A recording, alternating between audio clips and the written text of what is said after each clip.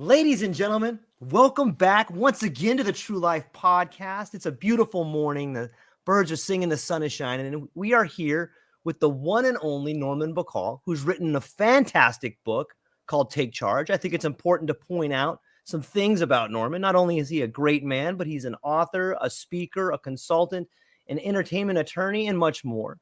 I was thinking, Norman, because this is The Interview, and you have a chapter in your book called The Interview, might it be okay for you to do both the before and after interviews that you do in your book? First of all, thanks for having me, George. And the book, well, from an interview perspective, I'm used to being on both sides of the table, though mostly I was the interviewer. So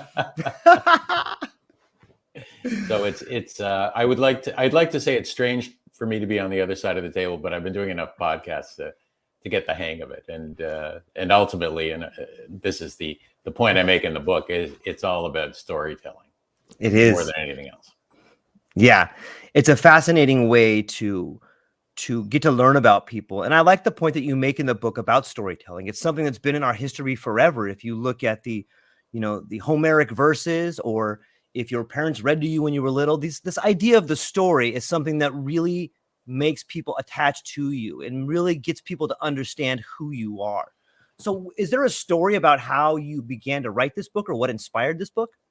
Well, what inspired this book was actually, it was the aftermath of a complete business collapse. In fact, a complete collapse of my life.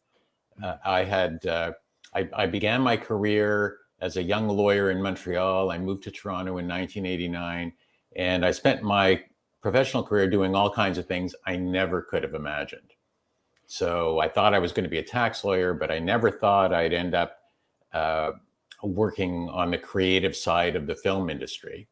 Although I was the sane advisor to all these crazy people, most in film, because I think you have to be out of your mind to be a film producer in the first place, because it's such a crazy business, and the chances that what you're going to produce is actually going to be seen by anyone is pretty small. But that's where my lot landed, and one thing grew to another. So I started in a very small Canadian industry, and then slowly, after a period of time, I moved to Toronto and got new clients there. And then, lo and behold, 25 years later, I was representing major Hollywood studios for a lot of their production work in Canada, and even found my way onto the board of Lionsgate, and was sitting in the boardroom on the day that the decision was made to produce The Hunger Games. Wow. And we weren't sure whether it was going to be hit or not, because nobody knows. So it's, in fact, I was telling the story last night. I mentor a group of young professionals in Toronto, and I was telling the story last night how who could have imagined that I would be standing on the red carpet at the premiere of The Hunger Games, like not this far, like inches away from Jennifer Lawrence. And she turns around, she's wearing this red dress, and she turns around, she says, "Norm, what are you doing here?" And then I looked at the lawyers and the professionals in the room. I said, "No, that never happened." Yes, we were this far apart, but she had no idea who I was. I was just like one of the suits. So, but it was close. It was close. Yeah. So I've done a whole bunch of things in my career I never could have imagined, and I don't even remember how I got on this route in the first place. But I'm having such a good time telling the stories. I ended up. Oh, that's right. How did I come to write the book? So I ran a law firm for 25 years. I built it. Again, something I would have told you even in my late 30s, I'm never going to do this. And but when I turned 40, my predecessor, who was running the law firm where I was working, discovered he had terminal cancer. And they kind of tapped me on the shoulder and said, "Would you do it?" And I said to myself, "I don't know how, but I learned." So we built this fantastic organization. We had 2 prime ministers working for us. It was, as I said, I felt like somebody was smiling down on me. A year after I left my leadership position, my term was up. I went back to being sort of an ordinary partner in the law firm. And within 14 months, the law firm collapsed.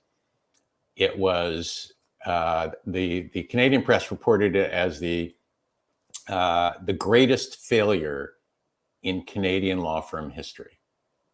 And we even became a business case model for Harvard Business School. That's how famous it was. And I was crushed.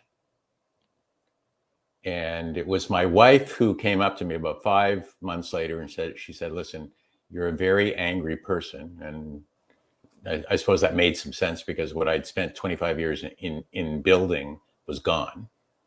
And she said, she handed me one of these kind of notebooks. This one was a gift from my grandchildren. This one says my first draft of my amazing novel, but that one said nothing. And she said, why don't you just start processing? So I just began writing. And again, writing a book was something I swore I was never going to do in my life. And I didn't sit down to write a book. I actually was just kind of figured, I'll just start writing my stories. I started with what the last night at the law firm felt like the hollowness. And I felt like the captain going down with the ship. So I was the last one there. It was empty. It was a dark night. It happened to be Valentine's Day. And I was looking out over Lake Ontario, but the place was completely bleak. So I wrote what that felt like. And then I said, okay, now what? So I decided, you know what, I'm just going to start writing down my stories from as far back as I can remember them. And by the time I was finished, I had 750 pages written longhand. I had an abscess on my writing finger on my left hand, and I knew it was time to stop. So I did an edit. I sent a couple of sample chapters down to one of my clients who was a film producer in LA, and he actually sent back some script notes. And then I sent a few sample pages to a book agent who I knew in Toronto. And he said, how long is it? He said, because it's a story that from a Canadian perspective, everybody wants to know about. So I said, well, it's 750 pages. He said, Norm, nobody is that interested in your life.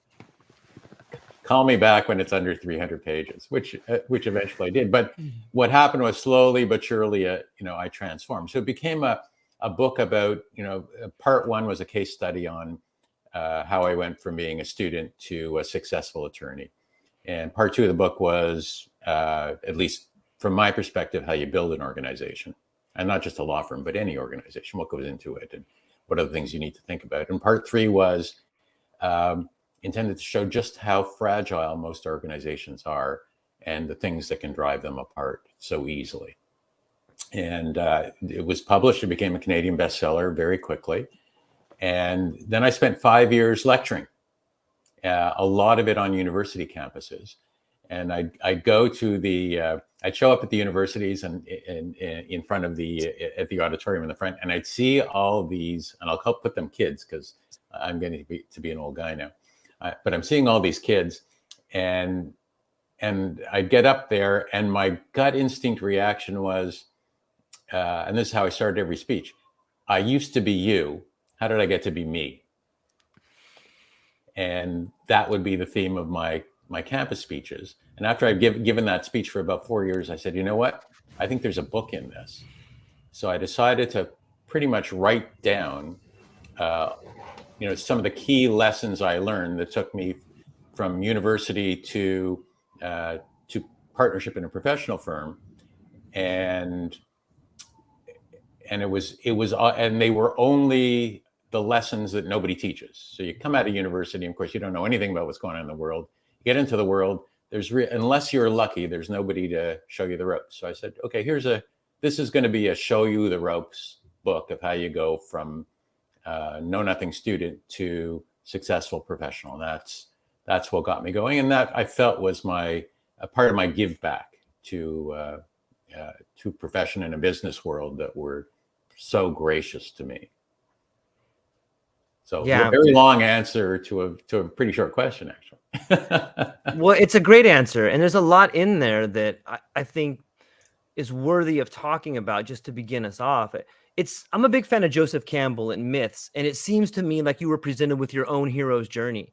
And, when you look at great movies, whether it's The Hunger Games or whether it's Avatar or, Ben-Hur, whatever movie you want to look at that follows this idea of the hero's journey, they all start off with this massive tragedy.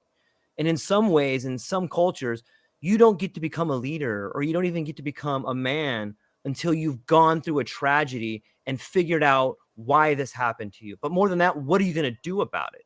I really admire the frankness and the ability to share what happened with you, because it does seem devastating. When you lose everything around you, you really begin to understand what you're made of. And not until then can you come out the other side. And so on top of that, I think it's fascinating that in the world of academics today, there's a whole lot of teaching, but there's not a whole lot of experience. And it seems that this tragedy gave you the experience to become a teacher or mentor to other people like that. And so I'm thankful for that. Thank you for doing that. Well, you're very welcome. But it's funny when you're going through it, the last thing you want is when people pat you on the back and give you those, what I call funeral eyes. Or we know you're in mourning, so we're going to go easy on you and say, you'll come out stronger as a result. Now, all you're thinking is, go sod off. You go through this. And it takes a few years to get your perspective and to learn the lessons that you're going to learn. But I think the other thing that I found really helpful in terms of the mentoring I'm doing now is that I'm able to look at these young people from the perspective of what I call not retirement, but actually rewirement. And I tell them, listen, I was a very successful lawyer. I gave it all up. Like, I completely walked away from it because it wasn't fun anymore. And I decided to try something completely different. So in a lot of respects, I'm going through right now in my next career what you're going through the first time. So don't think this is me talking down to you as somebody who's been there, who's done that, and has this wonderful wisdom to share with you. Instead, look at me as somebody who's going through the exact same things you're going through. Like, I face rejection pretty much once a day. I went so far as, for fun, I wrote a screenplay. I've now published 4 books. My 5th one is just about to come out. I decided, you know what? I am going to write a screenplay. And I sent it down to some of my contacts in Hollywood and got some very polite rejections. And polite because, they had to be nice to me. Right. Well, they didn't have to, but they know me enough to be nice to me. But I was thinking, for all the book rejections I've had over the last 5 or 6 years, one of the things that, like, the key lesson you have to learn is you're going to face, if you want to be successful, you're going to face an awful lot of rejection along the way. You never know when it's going to come, but if you don't go through it, you can't get better, and you're not going to learn. And I'm not telling them this from the perspective of somebody who had this great run and made a few mistakes along the way, but on balance succeeded far more often than I failed. I'm now talking as somebody who's going through it again and is living through it every single day, and recognizing, when I post something up on social media, nobody looks at it, and I want to go cry in the corner. It's a good it's a good humbling reminder, that you're not as good as your press clippings. Thank God. Thank God there's somebody there to remind you that every day. But it also, that's what inspires me to make me better. And I think when you look at the people who really achieve success, it's not because they're smarter. It's simply because they wouldn't give up. Yeah, tenacity, the ability to hear no, but in your mind realize they really mean yes. You just have to help them figure it out. Or they do mean no, but you just need to find somebody else who'll say it. Yeah. So I'm curious, like, I really love understanding how people's minds work. And when you went through a period where your wife had said you were an angry guy, sometimes I use anger to fuel my day. And I find it's difficult because it becomes destructive in the end, but it's a heck of a fuel sometimes. And it can really get you going in a direction to push through your comfort zone, to push through areas. When you were an attorney, did you use some of these similar emotions that you felt after the crash? Have you used those to success prior to the crash? I'd say I rarely feel anger. Rarely. For me, it's I mean, the other thing I know about me is I can be fairly stubborn if I have an idea in my head. And I translate stubborn really nicely in Take Charge. I call it single-minded determination, something I learned actually practicing karate. And it's about being determined to accomplish something and not giving up till you do it. And if you can do that, and that's which in the end is how I built an organization. I can tell you there were a lot of days building that law firm when there was a little voice in the back of my head saying, there's no way this is going to succeed. In fact, when I opened the doors in Toronto, we had a few consultants who came to us and said, they didn't use these words, but this is what they meant. This is the stupidest idea anybody's come up. You think you're going to open a storefront of 4 lawyers in Toronto as an outshoot of a Montreal law firm and turn it and think you're going to compete with the major law firms in the country? The only thing that were missing were, you got to be out of your mind. Those were implied, right? and my philosophy was, I don't care what you think. I'm just doing this. And there were a lot of days and a lot of nights and a number of partners who came to me and said, ready to give up yet? I mean, they didn't use those words, right. But that's kind of what they were saying. Like, this experiment just is, there were lots of days, this experiment is just not succeeding. And I said to myself, this is my experiment. We're building, I had an image. When I arrived in Toronto, I had this image of the kind of workplace I wanted to create. And it was a workplace where everybody felt the way I felt, which was very excited to come to work in the morning. And that was really the only thing I asked people for.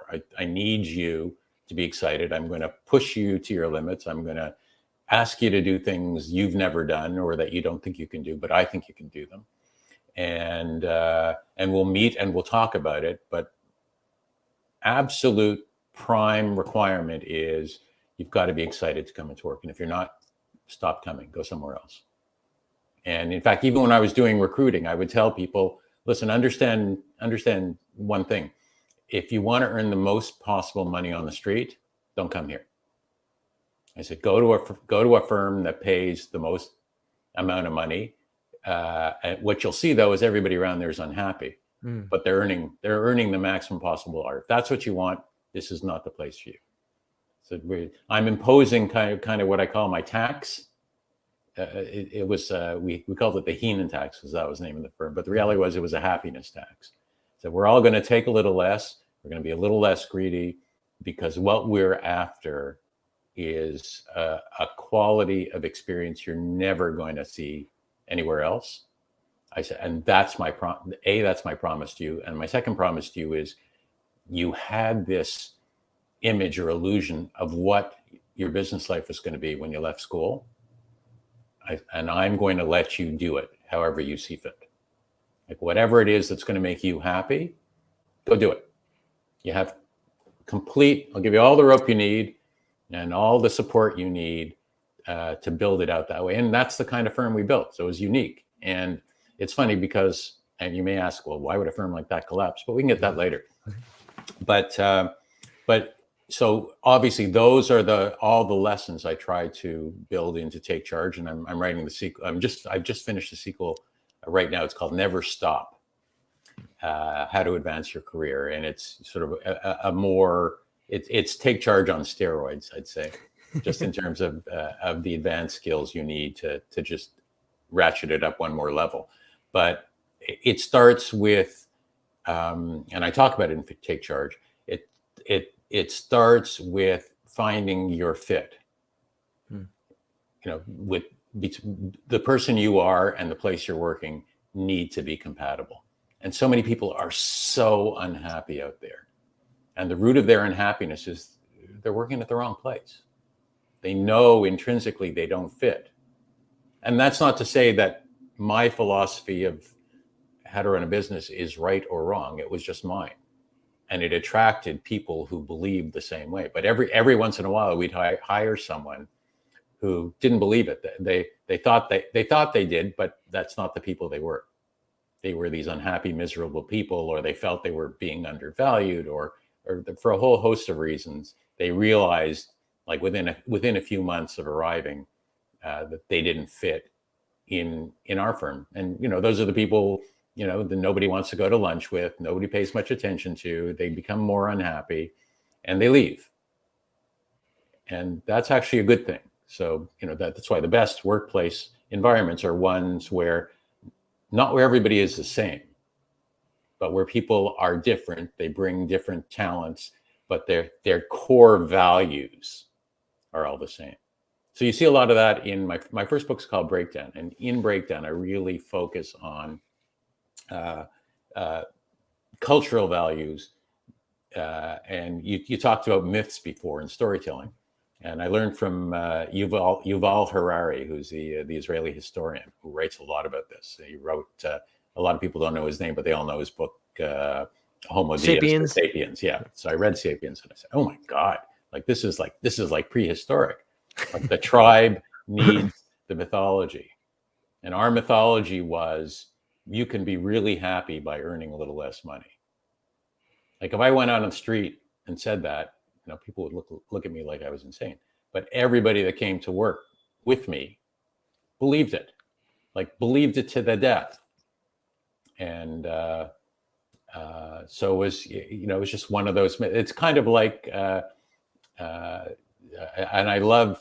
Again, this isn't my idea. It was Harari's who said, you go right to the American Constitution, that all men are created equal, and which is patently false. It's a noble lie. All men are not created equal. We're all created different. And yes. Some are smarter, some are smart, some are more beautiful. Right. It's right across. But for constitutional purposes, all men are created equal, and presumably that includes women and everybody else these days. But those are the mythologies that everybody in the society, whether it's an office or an entire country, need to buy into to achieve your balance and your harmony. I wonder if maybe this idea of all men are created equal is the very foundation on which we have so much pain in our lives. Like everybody thinks they should make the same amount of money. Everybody thinks they should be the best. It's because they're supposed to be equal. If the foundation was, hey, we're not equal. Some are bigger, some are smaller, some are smarter, some are dumber.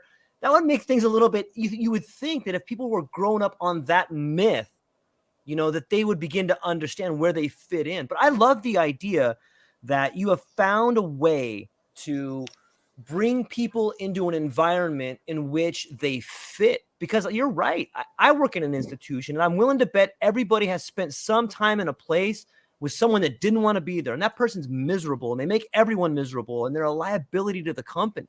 How did you get there? Is that something as coming up as a young man that you found working in different places, or did you learn that from your family, or where did that come from? I actually learned it when I joined the law.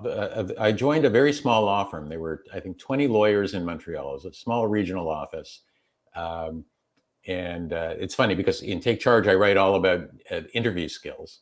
And one of the reasons I write about interview skills was because I was the guy nobody wanted to hire after the interview process. I interviewed so badly. I was,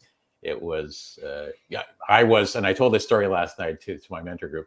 I said, when you're sitting at an event at a dinner table, and it's like there are 8 people, and there's a person sitting on your left, and there's a person sitting on your right, and one of those people you strike up a conversation with, and 90 seconds in, you need to escape this conversation. So you turn the other way, and you never turn back.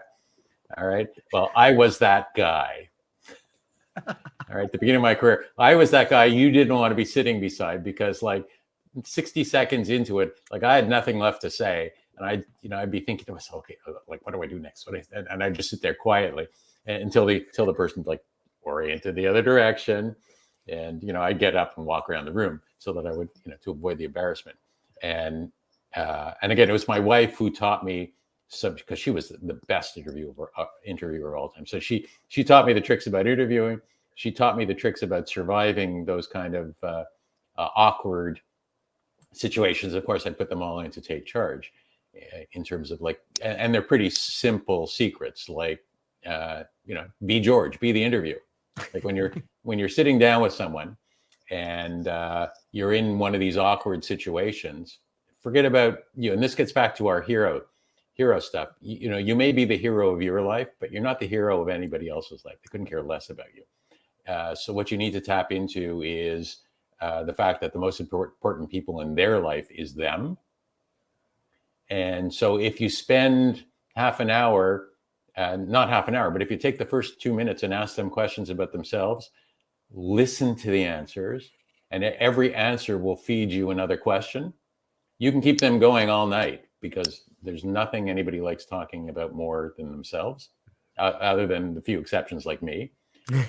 But the other thing you discover at the end of this, and this is also really important for interviewing, for jobs, but the thing you discover is that person, after you leave them, is going to say, Norm, they know nothing about me. They've been spending half an hour talking about themselves, but they walk away thinking, Norm is like one of the most interesting people I've ever met. Yeah. Why? Because I care about you. So you think I'm interesting. So, and I think in part that's human nature. But you need to, if you can tap into that, and it's helped me survive all those situations. Just become a good interviewer, and you'll sail through the interview. It's so true. There's something to be said about being a good listener. And that comes from, you ask somebody a question, whether you use the Socratic method or not, but people love to tell you about themselves. And I have found a lot of people in higher positions that are, whether it's an interview or whether it's a meeting in the office, the person on the top usually likes a soundboard to bounce their stuff off of. They really like it when you agree with them all the time, even though that's probably the worst thing you can do. But yeah, that is in the book, you gave an interesting idea about learning how to communicate from waiters. Would you mind maybe sharing, maybe touch around the edges there about what you've learned from waiters without giving up too much? Sure. Well, and one of those lessons I learned from my own son, who spent his half of his gap year servicing in a restaurant. And it's about a few things. Like, great waiters, like when you leave a restaurant, really you want really good food, but you also want really good service. And if your waiter makes you feel important, you'll never forget her or him. So part of it is communication, and part of it is, there's some things the waiter does control, and that's their relationship with you. And then there are the things that the waiter doesn't control, which is whether the food is coming out of the kitchen on time. And what we tend to do when things are going badly in our lives, put the restaurant aside, is we tend to clam up and say, okay, okay, so it'll be 5 minutes late. I'll come back in 5 minutes and deliver. Like bad waiters will disappear because they know the food's not coming. You can't find them. You know that feeling when you're looking around, like, where's my waiter? Where's my food? And they're not showing up. And why? Because they're hiding out in the back because the food's not ready. Whereas the great waiters will come out to you and say, you know what? There's been a delay in the kitchen. I'm really sorry. It's going to be another 10 minutes. Let me bring you something, on the house. It doesn't matter how small it is. And you're thinking, wow, that's on the house. Fantastic. This is a great waiter. And instead of your food coming in 10 minutes, it comes in 6 minutes. And you think, wow, even better. Like, I don't know what my waiter did to make that come out faster. But so it's about beating the expectations. And, and this ties into, and what my son, the lesson I learned from my son was, he's serving in this restaurant, and there are 4 people at the table, and he knows none of them are going to order dessert. So he goes to the kitchen, and they have a house special dessert. He brings it out with 4 spoons in the well before COVID days, when people weren't worried about sharing a dessert in the middle of the table, and they all, the 4 diners look at him and say, "We didn't order this." He said, "It's on me." He said, you can't leave this restaurant without trying this dessert. He said, even if you just take a bite, you'll appreciate it. So of course they finished it off. The dessert cost him $7.50 out of his own pocket. But it generated for him about $30 extra in tips. Like, they were tipping him 25, 30%. And why? because they were just so thrilled that he'd done this for them. Forget about whether they wanted it, forget about whether they liked it, but that their waiter brought them a free dessert. He was their hero, and they rewarded him. And it hadn't clicked in my brain until that moment. So when I was sitting down to write the book, I was doing a lot of research on perception and reality, and I love to make up words. So I said, okay, there's this beast that it's called plurality, and it could have us for lunch. It can eat us, the plurality beast. Why?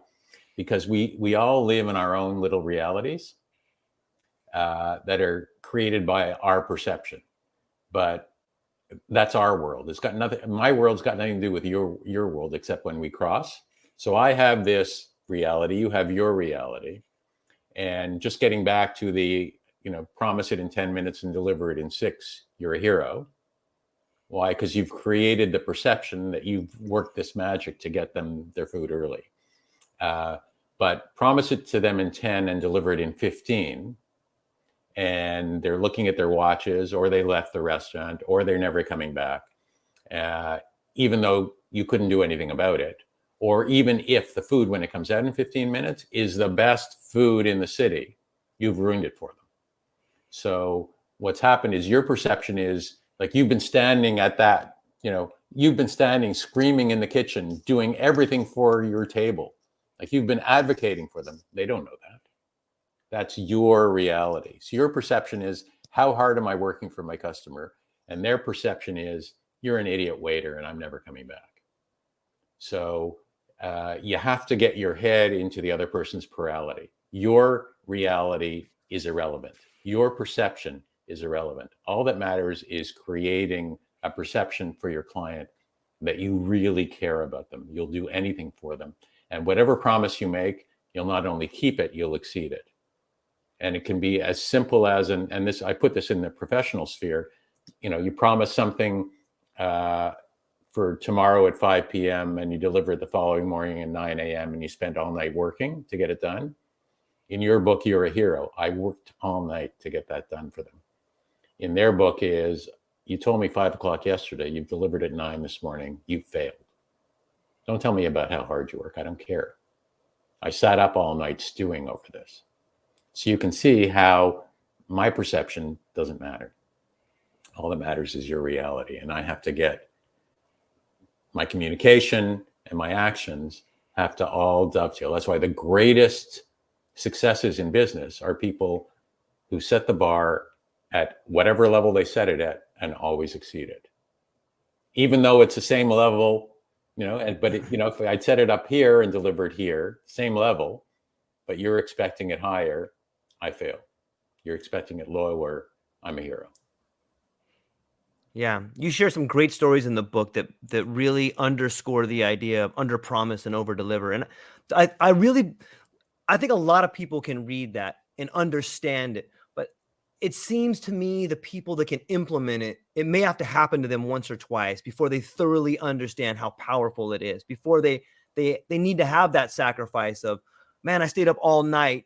Aren't I a hero? And the people's like, no, you're not a hero, So but the book is chock full of great stories like this. When I originally picked up the book, I was a little intimidated that you were this lawyer and you had all this Lionsgate, you had all these movies and stuff, because I'm not an attorney. But in the beginning of the book, you start off with like, these are universal keys, and they are universal keys. They are applicable to your life, regardless of which field you work in. I believe there's knowledge in there that can help people change a little bit here, change a little bit over here, and end up changing a lot about themselves by taking time to think about it. And the fact that you've created mythical beasts that are, I think, are an amazing way to underscore different parts of that book. Did you find that while working in your law firm, that you had to use the plurality beast to deal with other people's egos? It seems like there's a lot of egos in that industry. How did you work around that? It's all about ego. Let's face it. Lawyers, are you kidding? But the one thing you don't know about lawyers is how brittle they are. And I've interviewed some clinical psychologists, one in particular who's done tests on thousands and thousands and thousands of lawyers. And what what you find is that these gladiators who you have this view of them going into the courtroom and fighting for you and pretty much getting ready to to brass knuckle people if they need to get whatever to get whatever they need for their client. But in their personal lives, they're complete pussycats. Like they fall apart. You go in and tell a lawyer, give a lawyer criticism, and they shatter. But the way they show you how they're shattering is they come back and attack you. It's their defense mechanism. Right. But they've stopped listening, and you've lost your credibility. So and for those of your listeners out there who are in a sort of review position, when you give a review, there's this theory that you have to give a criticism sandwich. So you wrap whatever the criticism is around 2 pieces of bread, each of which you've done this really well, you've done that really well. Oh, and by the way, this is what you need to work on in the middle. Well, for lawyers, it's like a triple club sandwich. All right. So your layer of criticism has to be surrounded with 4 pieces of bread. It's like 4 or 5 to 1. And if you don't make it 4 or 5 to 1, they're not listening. Like they've turned off. Why? Because you've rejected them. All they hear is the rejection, and they can't take it. So they're actually very much less resilient than the average population. So just remember that next time you go see your lawyer. Be careful about criticizing. Start by telling them what a great job, even if you think they're idiots, tell them what a great job they're doing. And 4 times before you say, and have you thought of doing this? I've never heard it put like a sandwich before. That's so beautiful. That's a perfect visual and a great way to remember and a great way to even implement it. I really enjoy that. Thank you. It brings about the idea of, there was an amazing stat that you had referenced about the amount of lawyers that go to law school who find the fact that they went to law school is not really a benefit for their life. That's interesting to think about, isn't it? Well, it's like, it's like other people who pursue things in their lives and discover it's not for them when they get there. So, and it's interesting because one of the things that I've always wondered about is, does law school do that to you? Lawyers tend to be way more analytical than the average population, way more cynical than the average. Like we're trained not to believe anything. So, but the question comes up is law school doing that to you, or is law school naturally selecting people who fit that criteria and then just make them a little worse? Nobody knows the answer. Yeah. But if you're not like that, you're going to have trouble. Once you get out there, you're going to have trouble functioning in a world where we're trained not to believe anybody about anything. Yeah, it's. Prove it. Prove it. Prove it. Let's see if you can prove it. Yeah, it reminds me of, you talk about communication and it's a 2-way street. I think that the breakdown, not only in courtrooms, but also in relationships, all kinds of relationships, is this idea of communication. And sometimes one person is really strong and they just beat on the other person.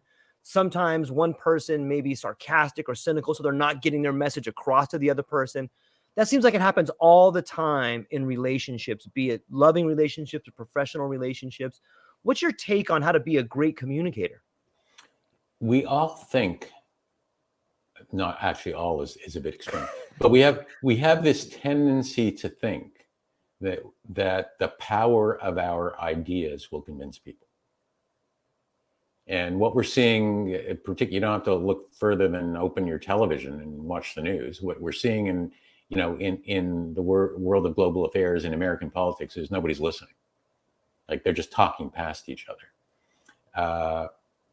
And I think that's a sign, and I don't know whether any of that's fixable, but I know in our personal relationships, what is fixable is that if you spend more time really listening and less time convincing, you're much more likely to be listened to. So I think the most important communication skill is actually listening, not how well you speak, not what kind of great orator you become. Those days are, A, they're fictional, and B, they're over. It's like the days of Barack Obama, getting up and making a speech and turning an entire crowd. Or at least we're on hiatus from that right now. But I think you're far better off listening carefully to what you're hearing, and then trying to get behind the words to what the feelings are. If you can actually tap into what somebody's feeling, you have a shot at dealing with them. And it's not a guarantee, but particularly in our close relationships and our intimate relationships, if you can just keep your mouth shut and listen, and then ask the probing questions that come out of what you're hearing, or sometimes what you're not hearing, what you'll find is you can break down the walls. And it's only when you've broken down those walls of defense that somebody will be ready to listen to you. So it's, and it sounds really difficult because, most of us aren't wired to listen. We're wired to talk.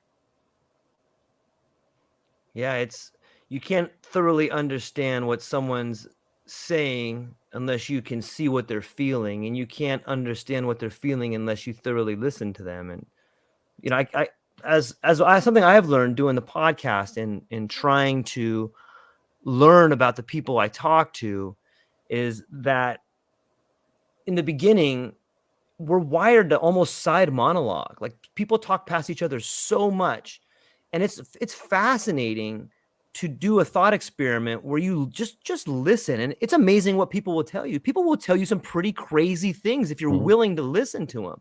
They'll give you the keys to the kingdom if you just take the time to listen to them.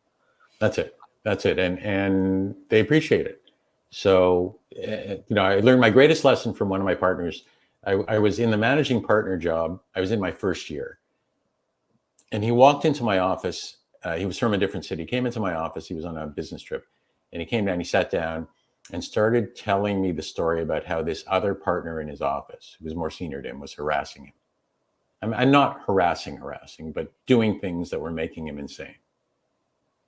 And he went, and as I was listening to him, all I was thinking to myself is, I'm going to fail in this job. I have no advice to offer this person.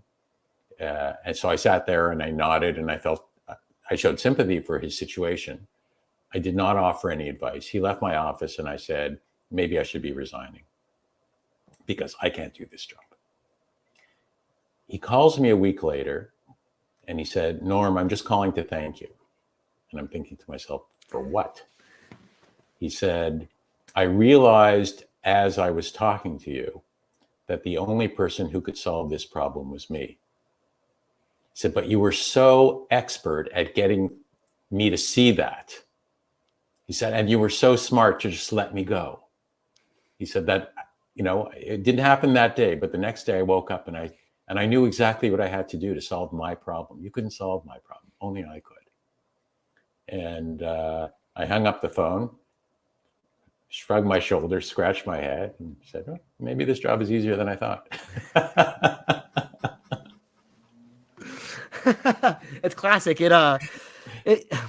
It's weird how communication, even that particular situation, is almost contagious.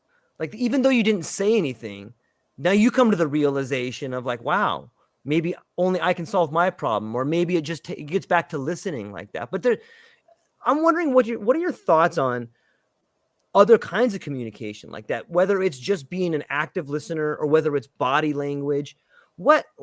Those are pretty impressive ways of communicating as well. Would you say that those play a big part in relationships as well? Well, certainly in your listening. If you're only listening for words, then you're behind the eight ball. It's like, you have to be watching eye movement. You have to be watching facial tics.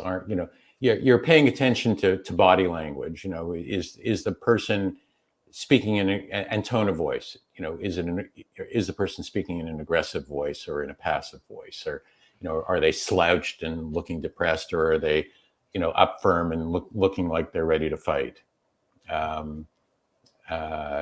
Which is half of it. The other part, particularly when you're looking at disputes between people, You know, the most important lesson I learned is, you know, don't hear the story, walk out of the room and decide you're going to solve the problem.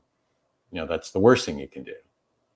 You know, I tried that once. I walked into the other person's office, said, this person just told me this.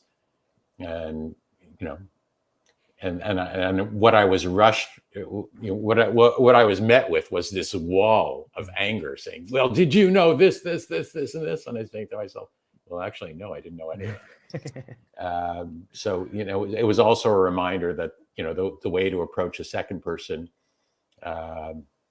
is to say, listen, I hear something happen between you and X. Why don't you tell me about it? Mm. So you get the unvarnished other side of the story, because, you know, as we all know, there's A's version, there's B's version, and there's what's actually happened. Again, we're back to plurality again. And what actually happened very often has nothing to do with either version. It's all about, you know, perception. So these are skills. Unfortunately, they can't be taught so much as you can be reminded of it. And the only way to do it is to practice. You know, I had one partner who was so skillful in these contentious situations. He'd come in with a notepad and he'd just take notes while the other person was speaking.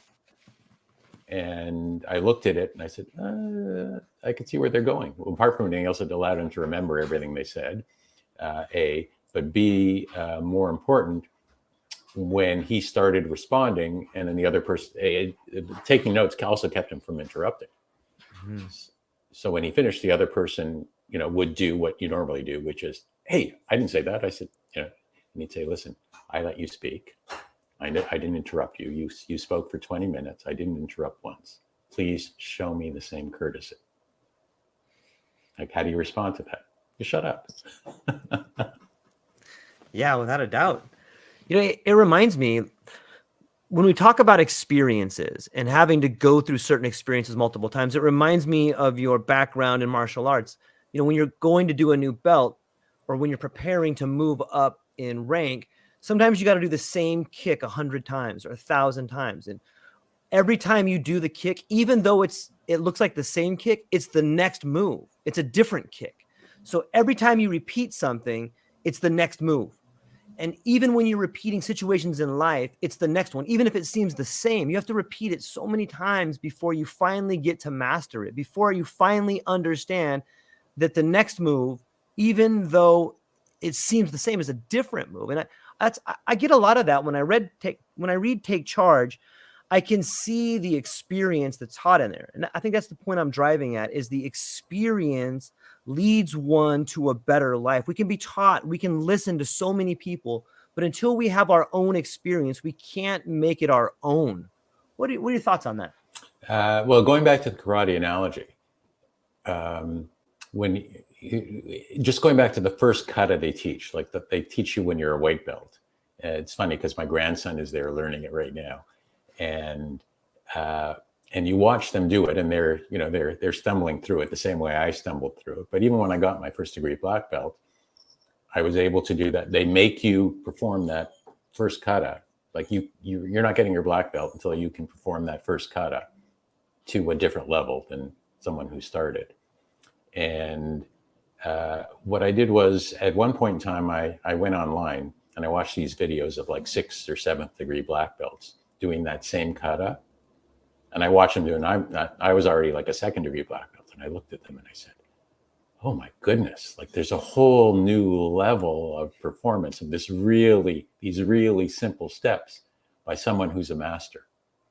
And the theory being, doesn't matter how basic the task is, if you perform it over and over and over, and you keep learning every time you perform it, you're going to see new things, and you're going to incorporate it into your performance. And what will happen is the way you do it suddenly becomes unique and your own. And in life, I think it's the same thing. We're not always going to do the same thing the same way. And what makes us interesting people is that we will perform the exact same task, but do it in a slightly different way, so that somebody looking at it will say, I just learned something. That's really well put. I like that. That applies to so many relationships, and it applies to life in so many ways. If you're willing to just learn from the person next to you, regardless of who they are, like there's so much we can learn from each other. In fact, I kind of go with the Jungian view sometimes of like we're a mirror to everybody. And I think you can learn a lot about your life by understanding the anger in other people, or understanding the frustration in other people, or understanding the love in other people that way. I think that is a good way to take charge. And it is a good way to, understand that there's more to solving problems than meets the eye. Mm-hmm. Yeah, and one of the things, whereas in my first book it was all the entire world from Norm's perspective, and I figured when I sat down to take charge, I figured people are going to get tired of me. So I went out and I interviewed countless number of professionals and entrepreneurs at various ages and stages, with all kinds of different backgrounds, just to see, are there some, what are the commonalities in terms of our success? And one of the people I interviewed, he'd gotten off the boat from Jamaica. He was 16 years old when he arrived in Canada, a teenager. He was raised by his grandparents in Jamaica. And I don't know if you or any of your listeners have flown into one of these Caribbean islands, but as you get close to the airport, you see all these tin shanties, and you wonder, how can anybody live in this heat in a building like that, a tiny little shack like that with a tin roof? And that's where he grew up. And today he is one of Canada's leading African-American entrepreneurs. And he even leads what he calls the Black North Initiative, which is to get more people of color in Canadian boardrooms. And most recently, he's one of the hosts on the Canadian version of Shark Tank, if you can believe it. So it was funny because I was talking about him last night, and a few of the young people in the room say, "You know him? Wow, he's a shark." But I look at what he's been able to accomplish from the start that he had in life, and realize that it's about what's motivating you up here. It's not about how much money you started with. It's not about how much education you were able to accumulate, but there's an inner drive that in some respects can't be taught. But if you want to succeed, you can. I think that's the point. There's a way to do it. Yeah. On a related side note, I was talking to a child psychologist, and they were mentioning to me how pivotal the younger years are in formation. And as we get back to the Constitution, all men are created equal, not really, but I'm curious to get your opinion. How much do you think someone's future success ends on the foundation on which they were given as a kid? It's funny you should say that, because I was just writing about that the other day, and it was a little humor column that I write, and it's about how I'm not a snob, but everybody else is. That's funny.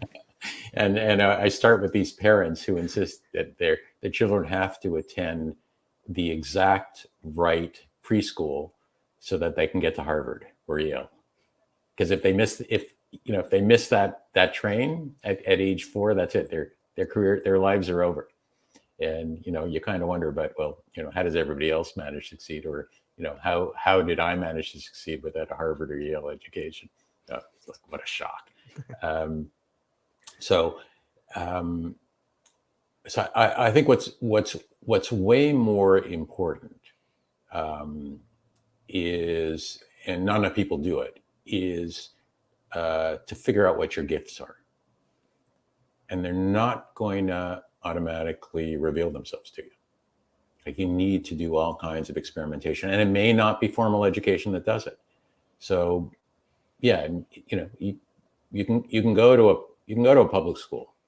You can float through it till high school. You can even not even qualify for college. Doesn't mean you're not going to be successful at something in your life. But if you don't continue to test yourself, that's the real issue. Do you have the determination and the drive to keep trying things until you wake up one day and you find out, wow, I had no idea I was going to be good at this. I am never going to run an organization? Well, I did. I am never going to write a book. I've written 5, including a couple of murder mysteries. I certainly don't have a creative bone in my body. These are all things I used to say about myself. And we're all, the point is, we're all walking around with that little voice in the back of my head saying, you're not good enough, you can't do it, you'll never learn, you're stupid. And if you listen to that voice, you're going to fail. And it doesn't matter how much education you have, you're going to fail. And, it may be in your business, it may be in your relationships, there are all different ways you can fail. But I firmly believe if you leave open the possibility of, you know what, I'm going to keep trying. And as I continue to try, I'm going to find out if I'm having fun doing it. As long as I'm having fun doing it, I'm going to keep doing it. I'm going to do it more and more and more. And like that kata, like that white belt kata, the more you do it and the more experience you have to supplement it, the better you're going to get it. Man, that's great advice, Norman. Thank you. That's that's so true. Gee whiz, I hope I'm right. Well, I think people should pick up the book, take charge, and decide for themselves. And I think they'll come across understanding not only what we talked a little bit about today, but I know a couple of times it caused me to think about parts of my life that may not be the same, but were analogous to it. And I was able to apply a lot of the stuff to it. And, I want everyone to know that sometimes that voice never goes away, but it's the ability to silence that voice and maybe replace it with the voice of reason that, like, yeah, you can, whether you believe you can or whether you believe you can't. Either way, you're right. It may not be what you thought, but you can get close to it. But we're coming up on the hour mark here, Norm, and I wanted to say thank you very much for your time. I really appreciate it. The book is called Take Charge: The Skills That Drive a Professional Success. You have multiple other books. You've even written some fiction books, Murder Mysteries, of Ophelia. Was that one of them as well? I wrote Ophelia, which is a modern day Hamlet, set in Manhattan and Amsterdam and even Canada. And I've written Odell's Fall, which is a modernized Othello, the successful New York lawyer, and how far can you fall when someone is out to get you? And again, these are things I never could have imagined. But if you're interested in checking out those or anything else, you can go to my website, Norman Bacal, Bacal. The hardest part about finding me is spelling my name right. So like the actress Lauren Bacall. So normanbacall.com. Or you can find Take Charge on Amazon, probably the easiest way to look at. But start with my website, and you'll learn all about me. I've even done a TED Talk, and the theme of the TED Talk is become the person you can't imagine. I like it. And again, all based on the principles in Take Charge and how you use them to go places in your life, not just your career, but in your life. That you can't possibly imagine today, and I've been blessed. So, well, it's nice to see people give back, and I just want to talk about the experience. I really think that that's kind of what lacking not only in law school maybe, but in all of our education is there's a lot of people who care and teach, but I think that the real juice comes from someone that's done, and now as their vehicle, their container has been filled up, and now they can give back a little bit, and I think that's what you've done, Norm. I'm really thankful for your time and getting to speak with you. And I think that's a fantastic book. Now I want to check out Ophelia. That was Hamlet's girlfriend, wasn't it? That's right. That's right. Did you write it from her perspective? I'm not going to say any more. Okay. Now I got to read it. Not going to say any more. A lot of people complain about the title after they finish the book, but the thought I want to plant in your head is why did I choose that as the title? When you're finished. Now it's in here. Great, Norm. Thank you. Now I have to read George, it's really been my honor to be with you today. I really appreciate your time. And I'll finish this off, but if you can hang on for one more second before we go. Thank you, ladies and gentlemen. I hope you had a great time. Aloha.